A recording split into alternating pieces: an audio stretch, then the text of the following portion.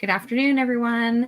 Welcome back to another Chatting with Wisdom weekly interview series. I'm Geegado Megwan Kwe, and Facebook is doing it again. I am having so much trouble with Facebook disconnecting my... It is just crazy. They're making some changes, and so they've just been like making everything so difficult. So I'll try it again. There we go. Okay, so welcome back to another Chatting with Wisdom weekly interview series. I'm Geegado Megwan Kwe, which means Talking Feather Woman, and I am really excited to be here today. So today we are going to embrace the wisdom of heartfelt conversations with myself and with Rosemary Evangelista. And we're really excited to have her join us. So Rosemary is a resilient force driving the narrative of triumph over adversity. Through a myriad of life's challenges, she has emerged victorious, embracing her journey of self-discovery and unwavering perseverance. With an intimate understanding of self-sabotage, Rosemary shares her personal saga, having suffered decades of self-sabotaging tactics such as fear of success, fear of failure, procrastination, and not feeling worthy of shining her light. Rosemary is passionate about igniting the flames of inspiration within others, empowering them to shatter their own limiting patterns. Today, Rosemary and I are going to dive into self-sabotage tactics, touching on themes of self-worth, fear of success, and fear of failure. Join us as we explore how to recognize and overcome these challenges, fostering personal growth and uncovering the joy that lies beneath life's obstacles. This isn't just an interview, it's a transformative conversation filled with insights and empowerment. Rosemary's journey will inspire you to embark on your own path towards self-improvement and resilience. And I am super excited to have you here. And one of the things that Rosemary and I were talking about beforehand was like, oh, this is however it is that's going to happen is going to happen. So Facebook got disconnected. We needed to get reconnected. I always stumble on on reading the script, which is one of the reasons why I don't do script. So very seldom will you see me doing scripted anything, because it really is so important for us to be able to be who we are. And so when Rosemary and I have met in different circles, and when she and I have connected in different time frames and time conversations, it literally has been just a conversation. And that is exactly what Chatting with Wisdom is all about, is about being able to just get into these conversations like we would be if we were sitting at each other's kitchen table and having just that chat. And MJ is here listening to us. And so welcome, MJ. I'm so excited that you are here listening. And so, Rosemary, tell me a little bit more about your journey. So you shared a little bit in the intro of some of the challenges that you've had. So tell me a little bit more about your journey. So let me start with this. May 1st was my birthday, and I turned 73. It took me until I was 71 to figure out, yeah, I'm doing a lot of self-sabotaging, and it's not everybody else. I'm allowing them to self-sabotage me. So once I made that choice, wow, things started to change. So it was decades of, oh my gosh, having surgeries and being sick, and okay, somebody else is taking care of me, because I felt like I was always trying to take care of somebody else, always trying to make somebody else happy, and not really focusing on how my feelings were, and those feelings getting bottled up and compartmentalized. So that fear was over here, and that anger was over here, and that, oh, I don't feel good, was over. It was just compartmentalizing everything. And I'm surprised I was able to say that word, because I usually stumble on that word too. That flowed so nicely. And it's not an easy word to flow. So it isn't. So congratulations. Wonderful. I surprised myself there. Wow. Yeah. So, it took me a long time. And I thought, and I've always, even as a little girl, when I thought back in writing my book, that I always wanted to be a teacher, because I was one of the older kids, and I'm the oldest of 5. So I was always getting the little kids together and, teaching them something, or, trying to form a club, and for pennies trying to get them to pay dues, yeah, right, that's going to happen, right? But I always wanted to inspire and uplift and educate. That's always been my passion. I even went to teachers college. Back then, decades ago, you only needed 1 year of teachers college and you could become a teacher. Well, I didn't make that.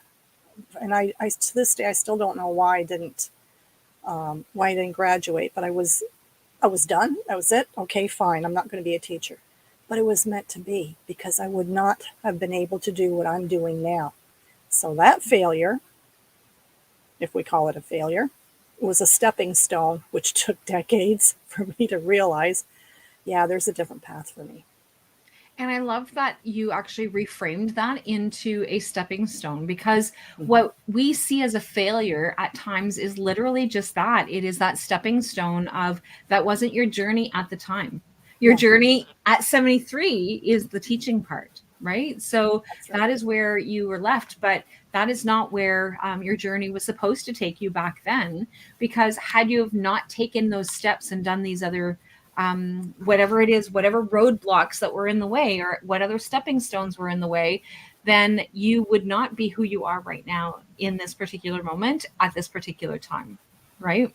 Exactly, exactly. And there were a lot of lessons that I had to learn, because, oh my gosh, when I think back over, because I was searching. And part of my teaching is finding purpose, and that's part of that Japanese methodology of Ikigai. I was searching for my purpose. So I sold Tupperware, I sold makeup, I sold, oh my gosh, remember the satellite dishes, those great big ones? The first ones I was selling those. But nothing, even life insurance, hated it. But I was still trying to find what I was good at, what was my purpose, what was going to make me happy. So that's another reason why I struggled all these decades. And then my my dream, or my vision, my idea of when I got married, I was going to be able to bake and cook, and have my kids, and we would do things together. Well, it was totally not what my dream of getting married was supposed to be. My future father-in-law, passed away, and we had to wait a year to get married. And my mother-in-law lived with us for 17 years. It was a blessing, because we had to live in babysitter, and she was really good with the kids. She loved the kids, and the kids loved her. But still, as a newlywed, it was rather challenging. So again, here I'm backing off, putting my emotions away, because I didn't want to cause uh, conflict. So that's where, maybe not theirs, where maybe in a childhood memory that I recall, don't say anything because somebody's going to criticize you, or don't say anything because it's going to cause an argument.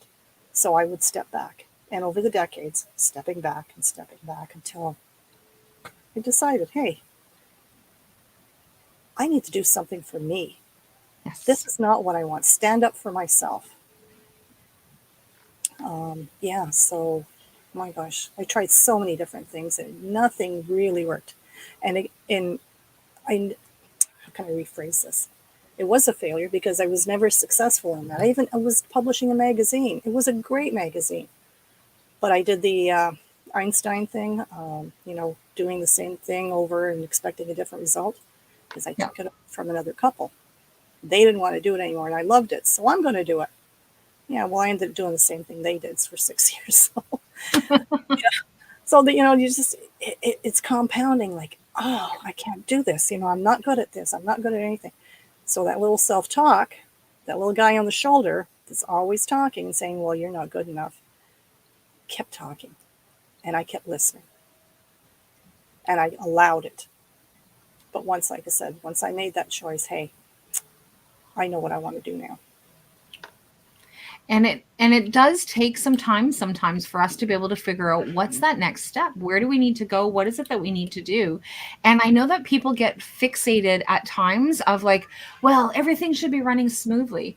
That is not our journey's path, right? So like if everything was going to run smoothly, then we wouldn't be here, because we wouldn't be here having this experience, right? So it's really important for us to be able to have that experience of like, where do we go? What do we do? How are we going to be able to define who we are? And having these learning patterns allow us to be able to decipher like what works and what doesn't, right? So somebody said, oh, it would just be so nice if everything was just all love all the time. And it would be, except for that we wouldn't know what sadness means. And then we wouldn't be able to appreciate that love or that happiness or that peace, right? So it's just really important for us to be able to have these things for us to be able to go. And I know that my grandmother used to say all the time, I'm not done learning until I'm no longer living, right? So if I'm no longer learning, then I'm no longer living. And because that is part of the whole process of what it is. Like every day is a learning pattern, right? So I've had two children. I now have a grandson who is now going through all these developmental steps and stages. And so I get to grow in a different manner. And I know there's a saying out there somewhere about we we loved our children, and so it appears as though we have more love for our grandchildren, but that's not the case. It's a different type of love, and it's the expression is that or the quote has something to do with we get to learn through our experiences on how to be able to go to that next step, and we get to relive part of those stages that we didn't get to appreciate when our kids were younger, right? So I have more time to be able to spend with my grandson. I'm not rushing him out the door so that I can head off to work. I'm not trying to get him off to school and all that kind of stuff, right? So just really important for us to be able to remember that our journey is very much these steps and these stages of where we need to go, right? Hmm. Yeah, exactly. And if we, like you said, if everything was running smoothly, we wouldn't be learning anything. We wouldn't know what the opposite is, what the contrast is. Yeah. And some days we can actually say, okay, enough. I've had enough. I don't want any more of those. I'm done with all these lessons. Please don't give me any more. And we're allowed to actually, we're allowed to say that. We're allowed to be in that space. But it's about being able to learning what the lessons are. And when we're right thick in the middle of everything, it's hard for us to be able to see what's that lesson. It's Right. hard for us to see what's that. What is it that I needed to learn from this particular experience? And so that's always a challenge as well. But when we actually allow ourselves to have an open mind and allow the experience to just be, then we get to see what was that experience and what was that next step, right? Exactly. Exactly. Yeah. So tell me a little bit more about, so you talked about how you got to where you are in terms of your journey. So tell me a little bit more about like now what's next? Where are you going? What are you doing? So I started writing my book, and I actually changed the title a couple of times. I'm trying to think what's my final title. I can't remember right now offhand, but 2 years ago, that was actually one of the steps that I took to start this journey. And I every about 4 or 5 days a week there was somebody that I connected with, and we had writing sessions. So I just let it go. Didn't make sense. It didn't matter. I was just writing, getting it out there. And then so I'm on my third edit, but now again still learning over these last 2 years. I'm thinking, maybe I need to change that a little bit and add this information, because now I've learned this and this about that, right? Yeah. About different things about self-sabotage. So yeah, my book's going to come out hopefully this year. I did publish a journal, and it's on Amazon. It's called I Am Enough. And I was really excited about doing that. So actually, I'm going to kind of jump back a little bit. Yep. When I was doing that magazine, I didn't have the resources that this other couple did to make the magazine, and it was going to cost more money than I had revenue to put the magazine out. I ended up teaching, this is my resilience and my stubbornness. I taught myself graphic design so that I could create the ads, I could create the layout, I could do that. So now with this journal, I had to teach myself again how to put it all together and to get it up on Amazon on I forget the letters that are with Amazon. But anyway, I did it. I got my journal up there, and I've sold a few of them. And if you go to Amazon and you type in journals, I am enough, there's a gazillion of them called I am enough. But it's a message that we need to hear so many times, though, right? So like yes. the fact that we hear it so many times, it is really, really important for us to be able to hear that message. And the right person is going to find the right message at the right time. And that part there is really, really important for us to be able to remember as well. So, Right. And so while you're chatting, we need to be what's that? reminded. We need to be reminded all the time. I am enough. No matter what the world's throwing at us, we are enough because we have everything inside. We just have to recognize it and allow it to happen. So I thought that I was going to actually do this pretty easily and like find a quick link, but apparently it did like this whole really funny link. So it didn't even pull up what it is that I was looking for. So I'm going to try doing this again. So in the comments, there's like 4 different comments in one post. So let's try this again and see if that'll actually work. There, that looks like that worked a little better.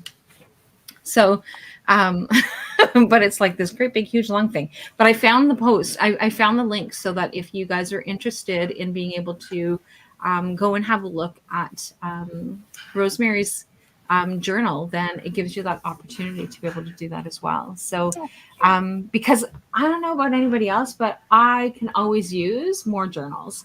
So we never have enough journals, or at least I never do.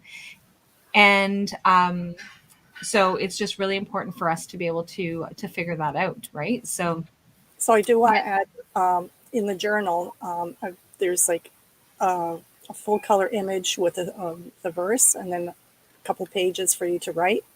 But at the end, there's photographs in there. There's only one that I got from a free, like on a Pexel or something like that. The other ones are all photographs that I've taken. And one of them is my granddaughter walking on a pier. She's what? She's walking on the pier. Okay. She's walking, like, so you see her back, but that's my granddaughter. And Beautiful. it just meant so much, those pictures that I actually I took with my phone. And I was able to utilize the verses and the sayings and things I wanted to share about walking that path, that journey, and moving forward. And it's really important for us to be able to do that, right? So like our journey is our journey, and it's our journey alone. It doesn't mean that we don't get to invite others to be part of that journey with us, but it is our journey, and the experience about how we are going to go through things. And so like you were talking about self-sabotage. So for people who don't understand what you mean by self-sabotage, can you explain a little bit more about what that means? Well, some of these terms people would easily recognize, like procrastination. Why do we procrastinate? Then it's because it's another self-sabotage tactic that we use. Well, we're afraid of criticism, and that's why, I'm not going to, I'll do it tomorrow. We're procrastinating. Or it's a fear of success. Why are we fearing success? Well, now because if we're successful, what are people going to think? Or how is that going to affect my family? Or, a gazillion other things that run through our heads, why we can't do this. Playing the victim is a big one. And a lot of people tend to do that because it's easier to play that victim instead of taking responsibility for your own feelings, maybe your own actions.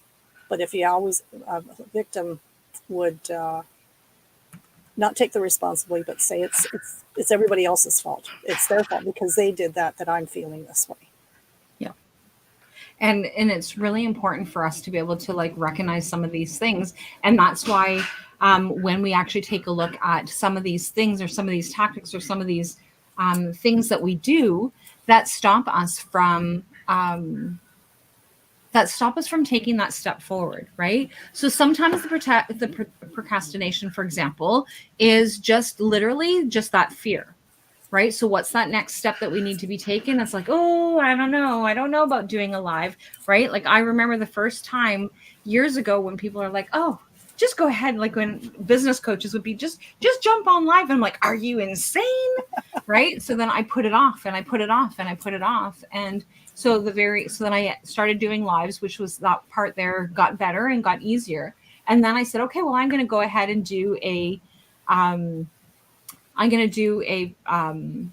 podcast. And so that was the next step. That was the first thing that I was going to be doing. And so, and my very first podcast was, everything was scripted. I had my questions. I had my guests were actually going to answer specific questions. Like we went through, like, this is your topic. And we went through listing off questions. Like, we don't do that. I don't do that anymore. But that was because when I initially did it, it was, and I'm very much type A. So like, it's like everything needs to follow that pattern. Everything needs to, like, if I have a plan, then I need to stick with that, like all the different parts of things. And so the very first person that I did my interview with, she started so I asked a couple questions. Well, then she started rhyming off in answers for questions that were coming on later on. And so then I got to the question and went, oh my God, he already answered that question. How am I supposed to ask that question? Now I can't ask that question again, because now what am I supposed to do?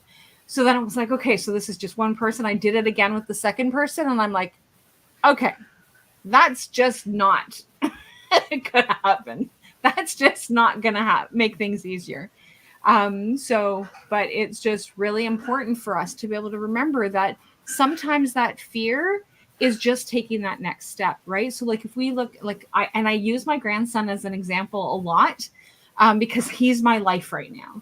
And so when he's learning to take these first steps, so like back in November, we thought for sure he was going to be walking because he was like ready and he had all that balance and he had all that core stability and he was ready to go. And then he ended up getting a sinus infection, because we all got a sinus cold. And so then his balance kind of went off. Well, then that lost his confidence. But like now he's back at 13 months, almost 14 months, he's now taking those steps and he's taking more steps. And so soon he's going to be running. But it's just that if he continues to like not take those steps, he's not going to remember. He's not going to ever take that, right? So we don't expect kids to like just wake up one morning and start walking. Some kids do that, mind you. But generally, there's lots of stages to that. There's the cruising, there's all the different things that are going on. And we wouldn't expect a child to like just be able to come out of the womb and know what they're doing. No. But yet when we're going to experience something new, we have this expectation of ourselves that we need to be perfect at it. And it's like, but why? Why do we do that? Right? So like, again, those are one of those other self-sabotages that we actually set these expectations higher than we're supposed to. And then when we can't meet that expectation, we're like, oh, I just failed. I can't do this. I'm never doing that again. I'm never going to show my face ever again. Right. So it's just really important for us to be able to like look at things from that perspective. And I think that's one of the things that you've probably learned with all the things that you've had going on. Right. Exactly. And just to go to that analogy about your grandson, taking the baby steps to get to where he is with walking. Right. Yeah. Even through self-sabotage, we have to take baby steps. It's not something that, okay, yeah, I know this is procrastination and I'm doing that and it's going to go away. That is a baby step. Yep. Acknowledging and recognizing what it is and then recognizing what triggers that. So there's different steps along the way to overcome it. Like for me, 73 years, but the last 2 years were more significant than anything. So I've written my book. I've got the journal. I will be having a podcast because I did go through Payman's course there and he was just fabulous. There was something else I was going to do. Oh, I'm starting to speak. That's what it is. I think I was telling you before we started the show that I'm president of the Women's Institute, the St. Catharines branch. And the Women's Institute is global. And it's 125 years old, or 126 now maybe. And so I've got several speaking engagements that I'm starting with that group to inspire and help women recognize and, be a little stronger and resilient in their own being. because we're all unique. So we have to Yeah. recognize our own hindering tactics that we use. Well, and I'm really hoping, like, first of all, you don't even look like you're 73. But like, I'm really hoping that when I get to be 73, that I'm still willing and able to like take those next steps forward. Right. So I'm hoping that I'm always continuously going to be growing and moving forward. And I know that the big joke in our house is my husband's like, yeah, I'm probably never going to survive to be before to see my first pension check.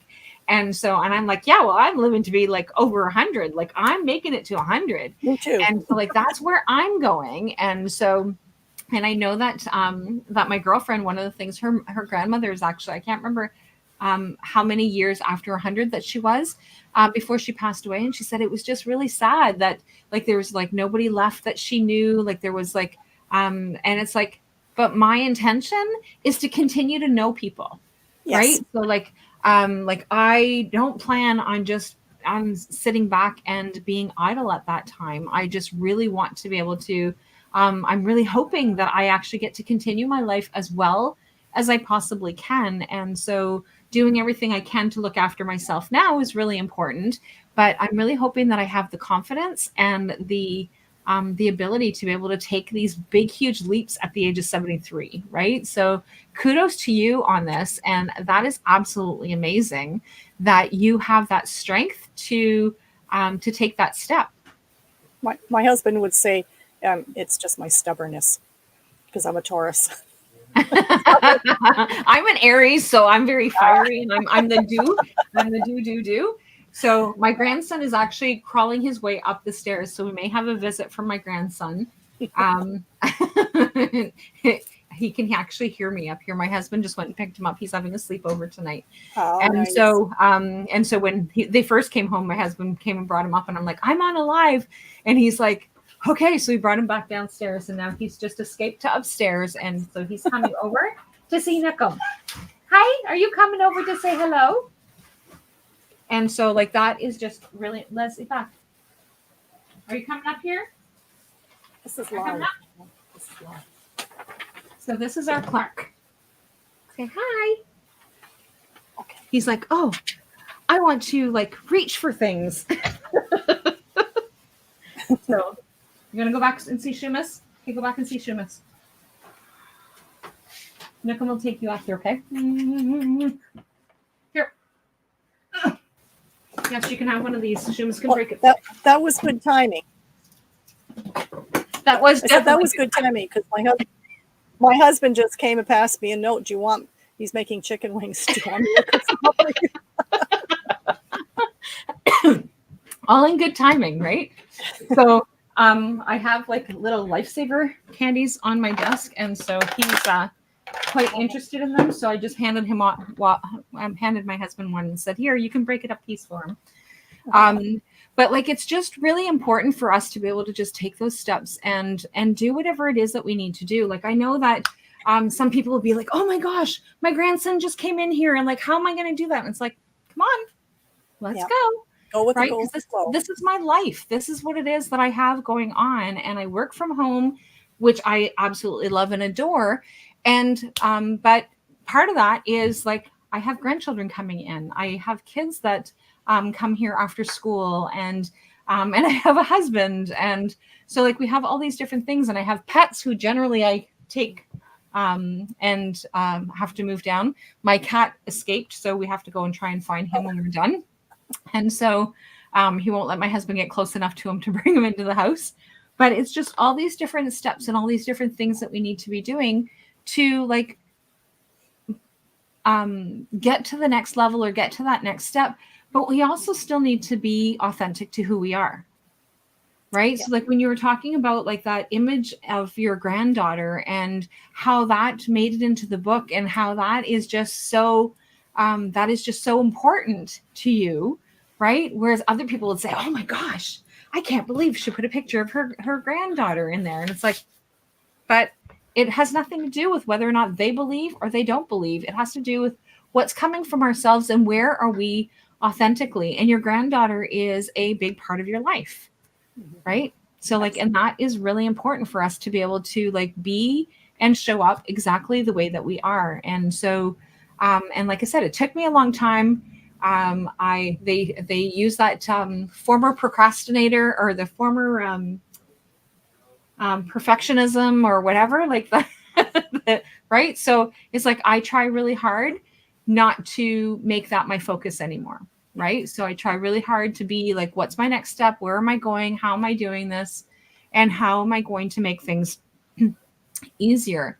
And so, but and it's exactly that, right? So what's your next step? So like obviously you're going to be speaking, so you've got some speaking opportunities, but what Yes. is your next journey? So I have. I'm almost finished creating this. I was going to be launching a 5-day transformational journey, finding from self sabotage to purpose. But I think I'm going to put out a what do you call it? A survey or something like that to find out if people are interested in doing like a 5-day or doing it 5 weeks. So the Monday we would get together and have our session, and I would talk about. So day one, for example, would be just understanding what self sabotage is, and how we become our own worst enemy.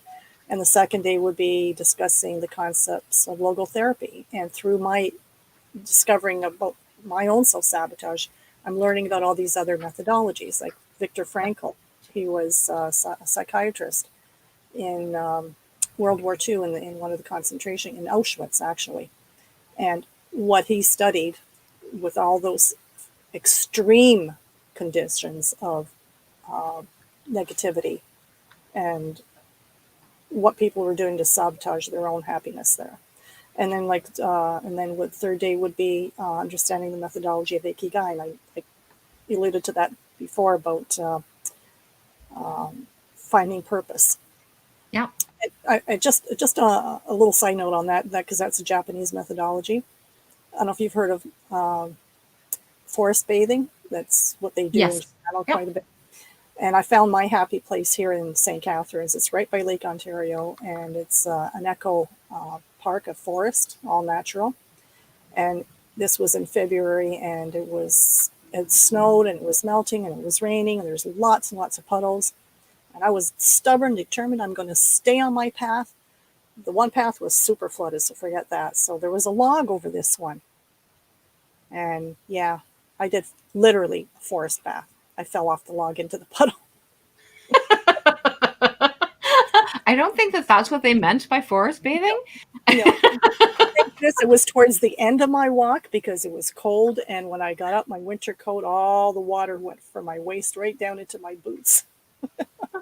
Oh, that is just too funny. So for people who don't know what forest bathing is where you actually go and you literally just soak in the energy of the forest. So like you're actually going into where you can actually, so you're not hearing the street, the cars going by. So you're going to find someplace that is like quiet and secluded. And in Northern Ontario, we have lots of spaces that we actually get to do that, which is beautiful. And so being able to find someplace in St. Catharines is amazing. So that's more southern for anybody who's not familiar with Ontario. So it's the southern part of Ontario for us. And so, but it is, but I think that St. Catharines is still pretty rural though, isn't it? No, there's quite a lot of urban development here. Is there lots of urban? Okay. Yeah. So the Niagara region has a lot of the orchards and the more vineyards now than anything. There's a lot of wineries down here. Okay. But I think we're trying to think what's our population, 130,000, 150,000, something like that. Yeah. So it's just a, and we've probably all done it without even realizing that we've done it. So before I even knew what that term meant, I've always done that. Right. So, but when you were actually talking about the, your literal forest bath, one of the things that, I did was can't even think what it's called, the blog. I did a blog specifically on getting stuck in the mud. So we hadn't been able to do a retreat for a while because of all the things with COVID and all those other things. And so the very first time, and I'd never done a retreat in the spring, and had always been in the fall or sometimes in the summer, but generally it was in the fall. And so this one particular, so it was like, oh, we're just like so excited. We're ready to actually get going. And we wanted to do, it was like first when on, because Ontario was a really long time before we got to open versus everybody else. Mm-hmm. And so, so when it was like, oh, okay, we're all finally open and we're all ready to go. And so then I planned a retreat. And when we did the retreat, it was wonderful. And they said, okay, well, you guys aren't going to be able to drive in. You guys will have to park close to the main chalet, and we'll have to send you guys up there.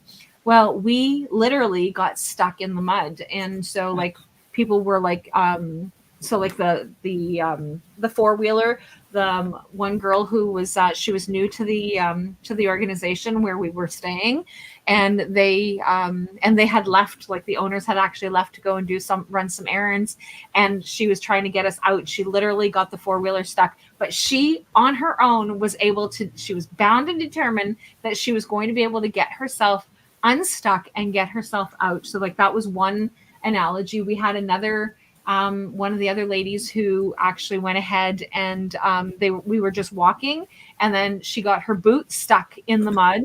And so then it was like, and it was just literally all about that analogy of like, even though it was like real time things happening, but it's that analogy of we get stuck in the mud and we forget that this is part of that next step. And just because we get stuck in the mud doesn't mean we're going to sit there and we're going to rot in the mud. Exactly. We're going to figure out how to be able to move forward. We're going to figure out how to be able to get things to that next step.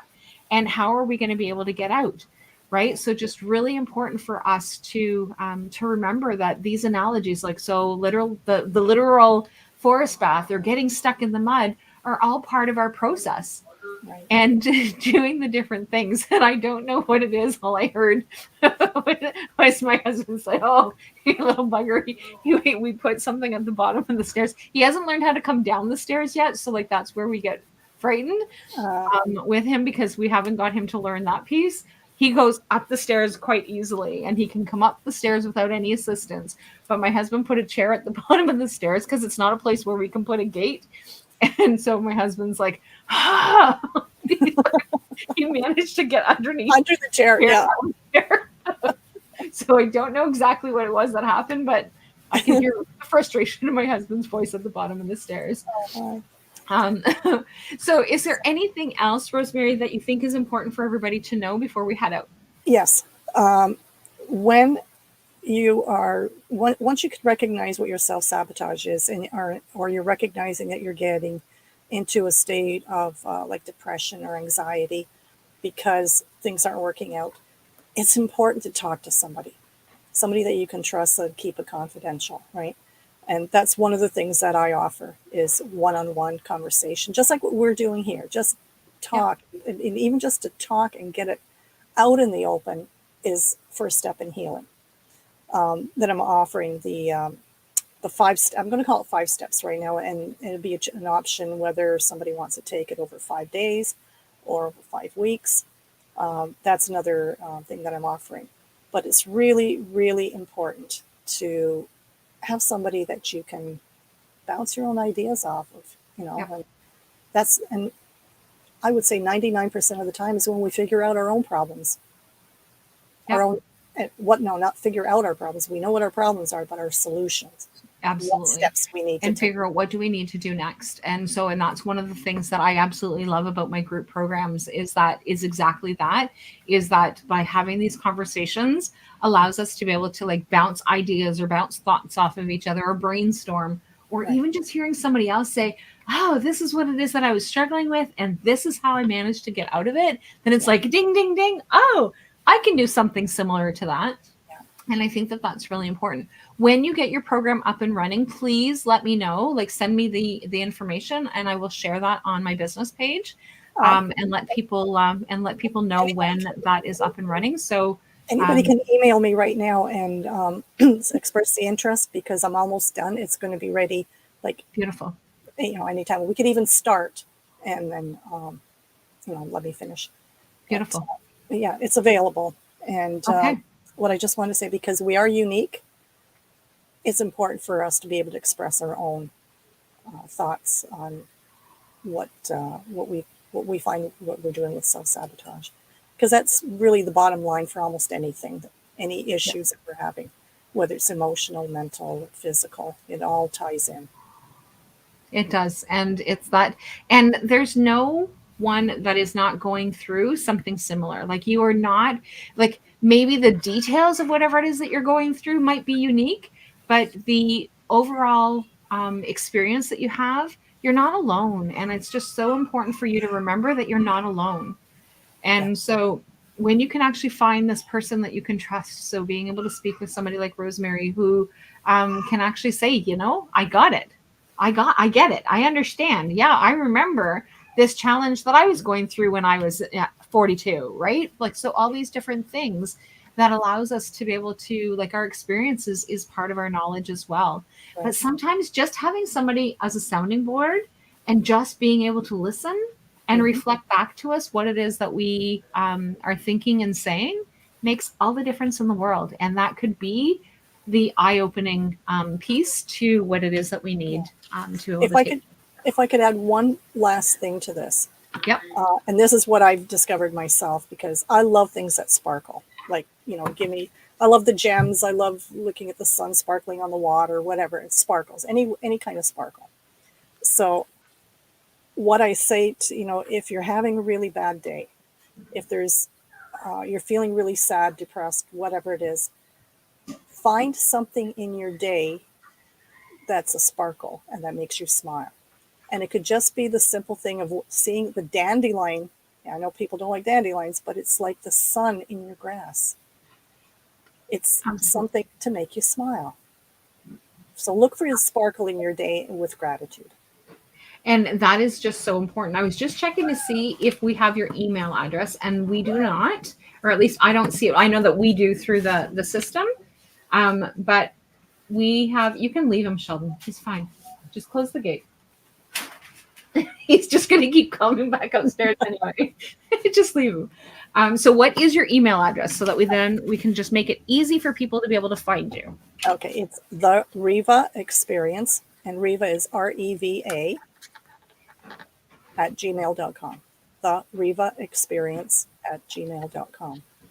And Riva was supposed to be Rosemary Evangelista virtual assistant, but I didn't like I had no vibrations, no feelings about it. I looked it up, and it's actually the name of a Hindu goddess who brings us from darkness to light with courage and strength. And see, I just got goosebumps again. That was my path, and that's one of the first steps I did to do what I'm doing now. It did not take, so I'm trying it again. And I love that. And I love that. I love how that just all came into play as to how it became, like, how it's the goddess, right? Mm-hmm. There's a goddess in every one of us. There really is. And male and female. Or female. So do you work mainly with female, or do you work with either? Mainly female, but if a male wants to reach out, yeah, I'm open to that too. Okay, beautiful. So so that is wonderful. And so thank you very much, Rosemary. And like I said, when you have your link for them to register, I know they can reach out to you by email, but when you are ready to formally advertise it, please send it out, and I will get it out to the audience. Great. Thank you so much. Thank you for having me. Thanks. And so I'm going to say goodbye to everyone else, but I'll get you to stay on for a second so I don't lose you, and we will chat soon. Bye for now, everyone. Bye.